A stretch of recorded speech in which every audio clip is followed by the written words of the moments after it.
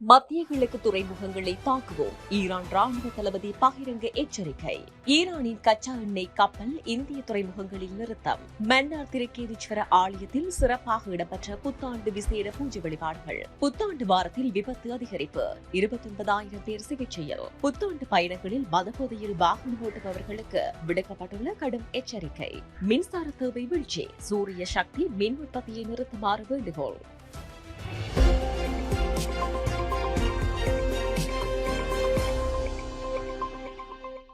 Iran துறைமுகங்கள் தாக்கப்பட்டால் மத்திய கிழக்கு நாடுகளின் துறைமுகங்களை தாக்குவோம் என ஈரான் ராணுவம் எச்சரிக்கை விடுத்துள்ளது. இது தொடர்பாக ஈரான் ராணுவ மூத்த தளபதி லெப்டினன்ட் கர்னல் இப்ராஹிம் சோஸ்பஹாரி டெக்ரானில் நேற்றைய தினம் தெரிவிக்கையில், எங்கள் எதிரிகளின் கப்பல்கள் ஹார்முஸ் ஜலசந்தியை கடக்க அனுமதி வழங்க மாட்டோம். இந்த ஜலசந்தி தொடர்ந்து எங்களின் கட்டுப்பாட்டில் மாத்திரமே இருக்கும். சர்வதேச சட்ட விதிகளுக்கு எதிராக அமெரிக்க ராணுவம் செயல்பட்டு வருகின்றது. ஹார்முஸ் ஜலசந்தியை மூடுவோம் என அமெரிக்கா அறிவித்திருப்பது கடல் கொள்கைக்கு சமமாகும் என தெரிவித்துள்ளார். ஈரான் துறைமுகங்கள் தாக்கப்பட்டால் பெர்சிய வளைகுடா, ஓமன் கடல் பகுதியில் உள்ள அனைத்து துறைமுகங்களின் பாதுகாப்பு கேள்விக்குறியாகும். எங்கள் துறைமுகங்கள் குறிவைக்கப்பட்டால் மத்திய கிழக்கு நாடுகளின் துறைமுகங்கள் மிக கடுமையாக தாக்குவோம் என தெரிவித்துள்ளார். ஈரானின் எண்ணெய் ஏற்றுமதியை முடக்கும் முயற்சியில் அமெரிக்கா தீவிரமாக ஈடுபட்டுள்ளது. அதன் ஒரு பகுதியாக ஹார்முஸ் ஜலசந்தியை மூடப்போவதாக ட்ரம்ப் கூறியுள்ளதன் எதிரொலியாக ஈரான் கச்சா எண்ணெயை சுமந்து வந்த 2 சரக்கு கப்பல்கள் இந்திய துறைமுகங்களுக்கு அருகே நிறுத்தப்பட்டுள்ளன. கடந்த 2019 ஆண்டு முதல் அமெரிக்காவின் பொருளாதார தடைகளால் ஈரானிடமிருந்து இந்திய கச்சா எண்ணெய் வாங்குவதை நிறுத்தி வைத்திருந்தது.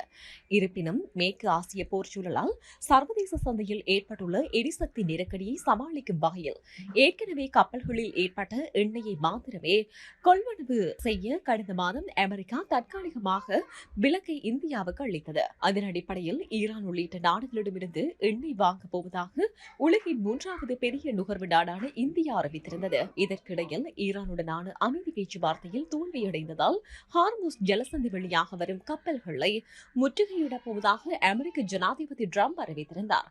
இந்த அறிவிப்பு இந்தியாவுக்கு அளிக்கப்பட்ட தற்காலிக விலக்கு மற்றும் தற்போதைய கொள்முதல் நடவடிக்கையில் எத்தகைய தாக்கத்தை ஏற்படுத்தும் என்பது இன்னும் தெளிவாகவில்லை. இந்த நிலையில் தான் கச்சா எண்ணெய் ஏற்றிக்கொண்டு வந்த 2 ஈரானிய கப்பல்கள் இந்தியாவில் நங்கரமிடப்பட்டு நிறுத்தப்பட்டுள்ளன. அதில் ஒன்றுதான் பெலிசிட்டி. தேசிய ஈரானிய எண்ணெய் நிறுவனத்துக்கு சொந்தமான இந்த கப்பல் 20 லட்சம் பேரல் கச்சா எண்ணெயுடன் கடந்த ஞாயிற்றுக்கிழமை இரவு குஜராத்தின் சிக்கா துறைமுகத்திற்கு அருகே நங்கூரமிடப்பட்டது. இது மார்ச் மாத நடுப்பகுதியில் ஈரானின் ஹார்க் தீவில் இருந்து எண்ணெய் ஏற்றி வந்தது. இரண்டாவதாக ஜெயா என்ற ஈரானிய கப்பல் ஒடிசாவின் பார்தீப் துறைமுகத்திற்கு அருகே நிறுத்தப்பட்டுள்ளது. அமெரிக்கா மற்றும் இஸ்ரேல் மீது தாக்குதலை தொடங்குவதற்கு முன்பே பிப்ரவரி இறுதியில் 20 லட்சம் பேரல் எண்ணெயுடன் பயணத்தை தொடங்கியது. இந்த கப்பலின் உரிமையாளர் குறித்த விவரங்கள் தெளிவாக தெரியவில்லை. பொதுவாக ஈரானின் நிழல் கப்பல் வரிசையில் இது இடம்பெற்றுள்ளது.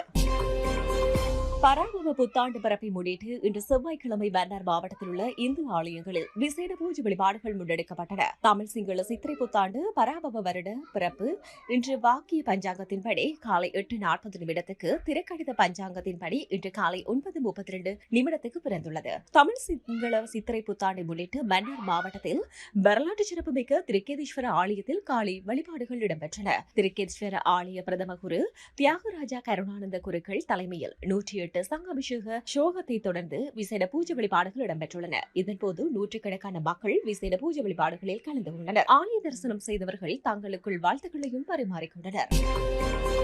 புத்தாண்டு வாரத்தில் விபத்துகளால் மருத்துவமனையில் அனுமதிக்கப்படுவோரின் எண்ணிக்கை அதிகரித்துள்ளதாக சுகாதார அதிகாரிகள் தெரிவித்தனர். இந்த நிலையில் விபத்துகள் தடுப்பதில் தொடர்பில் பொதுமக்கள் ஒத்துழைப்பு வழங்க வேண்டும் என அதிகாரிகள் கோரிக்கை விடுத்தனர். இதற்கிடையில் நாடளாவிய ரீதியில் அண்மை காலங்களில் ஏற்பட்ட விபத்துகள் காரணமாக சுமார் 29,000 பேர் மருத்துவமனைகளில் சிகிச்சை பெற்று வருகின்றனர் என தொற்றுநோய் பிரிவின் விபத்து தடுப்பு பிரிவின் சமூக நல மருத்துவ நிபுணர் ஜமீத ஸ்ரீதங்கோ தெரிவித்துள்ளார். ஒவ்வொரு ஆண்டும் சுமார் 13 லட்சம் பேர் விபத்துகளால் மருத்துவமனையில் அனுமதிக்கப்படுவதுடன் அவர்களில் பெரும்பான்மையானோர் புத்தாண்டு காலங்களிலேயே அனுமதிக்கப்படுகின்றனர் என அவர் குறிப்பிட்டுள்ளார். மேல் மாகாணத்துடன் ஒப்பிடுகையில் மற்ற மாகாணங்களில் விபத்துகள் அதிகமாக ஏற்படுகின்றன என சமூக மருத்துவ நிபுணர் ஜமீத ஸ்ரீதங்கோ மேலும் தெரிவித்தார். புத்தாண்டு காலத்தில் அதிகரித்து வரும் வீதி விபத்துகளை கட்டுப்படுத்தும் நோக்கில் மதுபோதையில் வாகனம் செலுத்துபவர்கள் மற்றும் கவனக்குறிப்பாக செயற்படுபவர்களுக்கு எதிராக கடுமையான சட்ட நடவடிக்கை எடுக்கப்படுவது போலீஸ் தலைமையகம் அறிவித்துள்ளது. 2026 ஆண்டின் முதல் 4 மாதங்களில் மாத்திரம் இலங்கையின் வீதிகளில் உயிரிழந்தவர்களின் எண்ணிக்கை கவலை அளிக்கும் வகையில் அதிகரித்துள்ளது. ஜனவரி 1 முதல் இதுவரையான காலப்பகுதியில் 713 பேர் வாகன விபத்துகளில் உயிரிழந்துள்ளனர். பலியானவர்களில் 248 பேர் உந்துருளி ஓட்டுநர்கள் மற்றும் பயணிகள் என போலீஸ் ஊடக பேச்சாளர் எஃப்யூ வுட்லர் தெரிவித்தார். விபத்துகளை குறைக்க அதிவேக நெடுஞ்சாலைகள் உட்பட பிரதான வீதிகளில் விசேட சோதனை நடவடிக்கைகள் ஆரம்பிக்கப்பட்டுள்ளன.